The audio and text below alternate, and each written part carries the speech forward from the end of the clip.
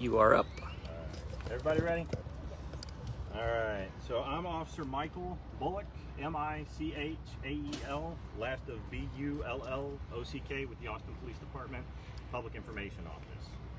So this incident started originally this morning at 3:13 a.m. when officers responded to a theft call at 3816 South Lamar Boulevard at the Retreat Apartments.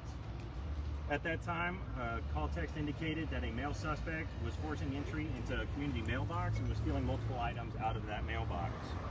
When officers arrived on scene, they did locate the male suspect, and they went to make contact with him. He began fleeing on foot as officers chased after him.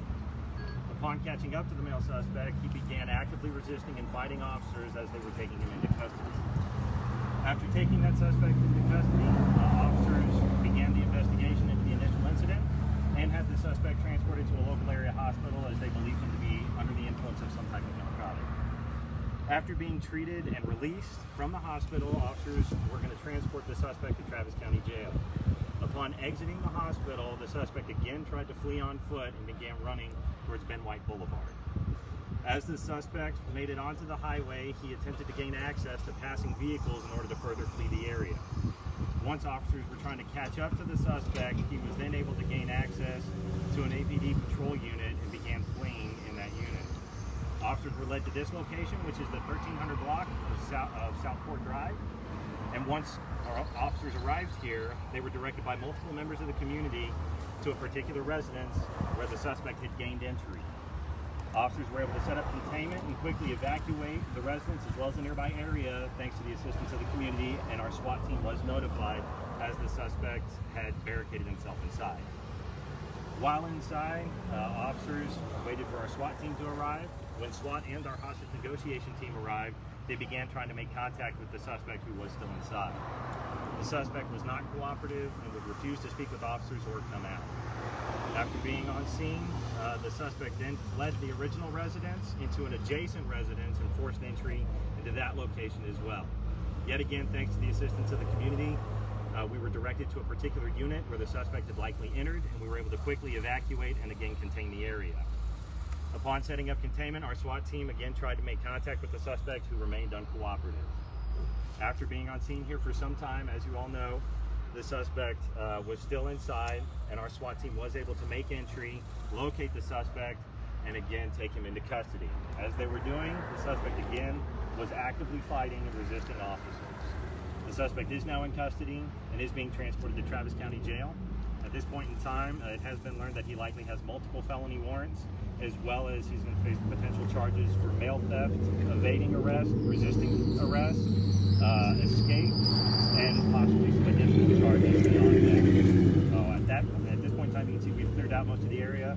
So we have lifted the shelter in place that was done through a reverse 911 activation when we learned that he made entry into an initial residence. How did he manage to get from one residence to the other when the police were on scene?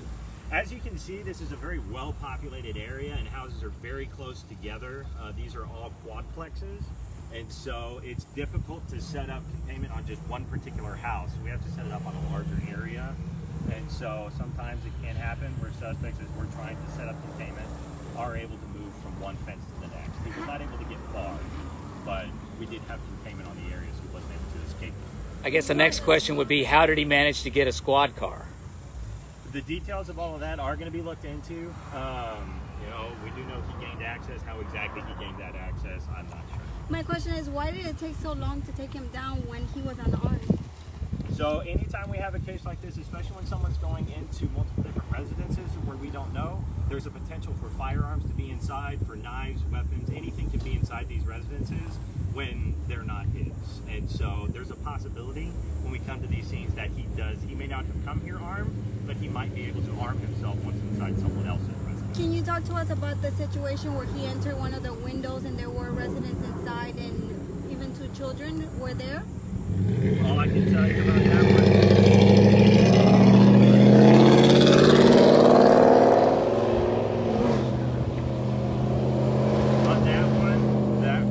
one of those things where we were quickly directed to the area and officers immediately went there and evacuated everybody that was inside, and no civilians were injured at all. So we were able to quickly get them to safety.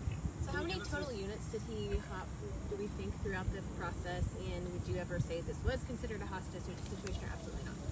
So I don't know exactly how many residents he may have gained access. He went from one building to the next for sure, but these are all quadplexes, and so, you know, how many actual units he went into, I can't quite tell you.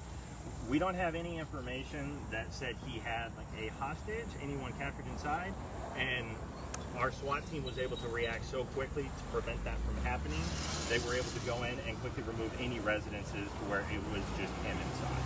On the scanner this morning, officers were saying they thought there may have been a service weapon inside that patrol unit. Is that inaccurate? Inside the patrol weapons, like service just a weapons, weapon. all of our patrol units are equipped with shotguns. So That's all what of them have shotguns inside of the patrol unit, but the suspect was never able to gain access from at any point in time because they have locking mechanisms. Can you give us identification of the suspect? At this point in time, we're still verifying 100% who he is, so I can't give you any details on exactly who he is, but obviously affidavits are forthcoming once we can verify his identity. You know, his father was really... Go ahead. Yeah, the father was trying to collaborate with you guys. Talk to us a little bit about that collaboration. Sure. Obviously, we understand that these can be very emotional charged situations. The difficulty here is that Can when you face forward? Yeah, face this way. Yeah, sorry, I'm trying to make sure to answer questions here. The difficulty is that he enters a residence and we are attempting to make contact with him, and we're trying to talk to him to get him to come out on his own, and our SWAT team as well as our hostage negotiation team, that's what they do.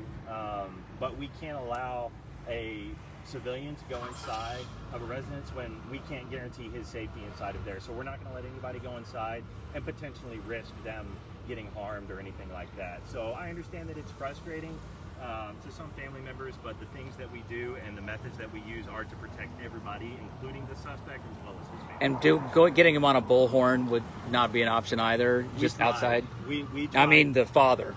We tried a lot of different methods in order to make contact with them, including ways that we could use the father. Anytime we have family, we will always try to use them as best we can, but you know, sometimes people, when situations become emotional, you know, people have vested interests, and we understand that, and so we try to act as the intermediary so that we can try to keep calm. Is he a resident of the specific neighborhood?